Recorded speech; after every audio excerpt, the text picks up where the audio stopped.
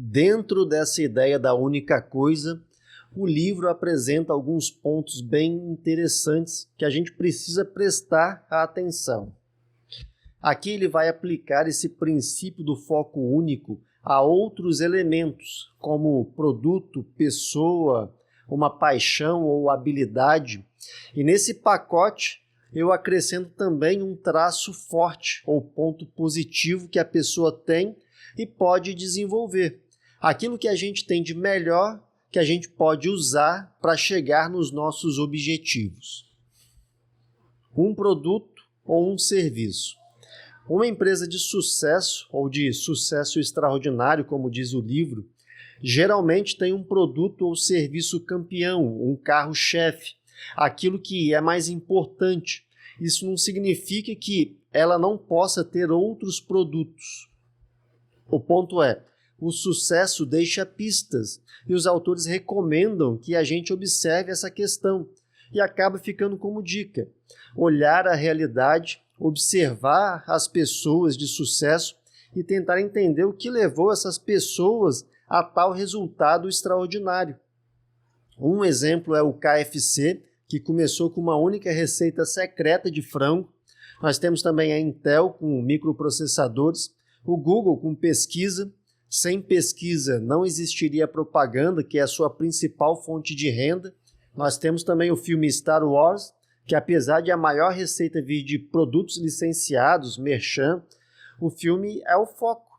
Sem o filme, os brinquedos nem existiriam, não teria outros produtos. Com o tempo, a empresa ela pode mudar seu foco e ter um produto novo, um produto campeão novo. A pergunta é, qual é a única coisa que merece a minha energia agora, a minha atenção, o meu foco, a minha dedicação? Porque energia, recursos são bens escassos. Nós não temos todo o tempo do mundo. Não faz sentido gastar energia e tempo com algo que não cumpre o seu propósito. A Apple é um bom exemplo disso. Ela começou criando o Mac, depois o iMac, depois o iTunes, depois ela criou o iPod, iPhone. Isso não significa que ela abandonou todo o resto, mas alguns produtos perderam o sentido. Quem tem iPhone não precisa de iPod, tanto que o iPod foi descontinuado em 2022, depois de 21, 22 anos.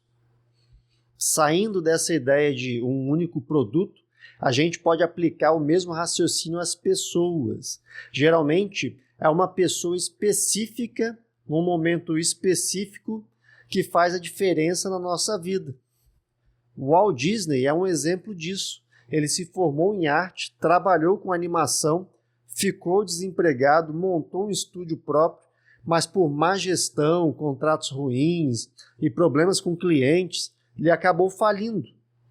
E é nesse ponto que entra o irmão dele, o Roy, que organiza, estrutura e viabiliza o negócio. E daí nasce aquilo que a gente conhece hoje como o Walt Disney Company. O mesmo padrão aparece com o Sam Walton, o fundador do Walmart. No início, a pessoa única dele foi o sogro, o Lee Robson, que emprestou o capital inicial e depois ajudou de maneira discreta em momentos críticos de expansão. O Sam ele tinha a visão, o trabalho duro, mas sem essa pessoa no começo, talvez o negócio nem tivesse saído do papel. Porque ideias todo mundo tem, o problema é executar. E pegando outro exemplo, nós temos o Albert Einstein, que teve o Max Talmud como seu primeiro mentor. Foi o Talmud que apresentou ao jovem Einstein, o Einstein com 10 anos mais ou menos, isso bem na infância dele, textos de matemática, de ciência, de filosofia. E foram esses ensinamentos que ajudaram o Einstein a desenvolver a sua capacidade cognitiva. A verdade é, ninguém alcança o sucesso completamente sozinho. Todo mundo tem alguém que influenciou, treinou, abriu o caminho, abriu as portas. Ninguém fica isolado.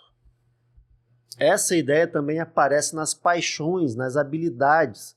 Geralmente, paixão e habilidade elas estão conectadas.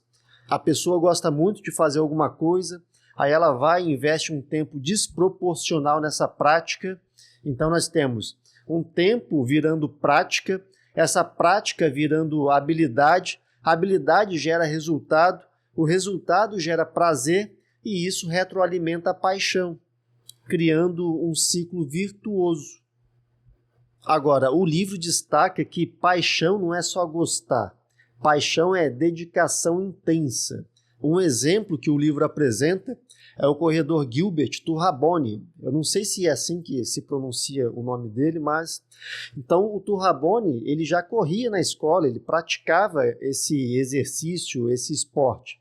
Mas, após ele sobreviver a um massacre durante uma guerra civil no Burundi, a corrida se tornou uma paixão para ele, um refúgio emocional.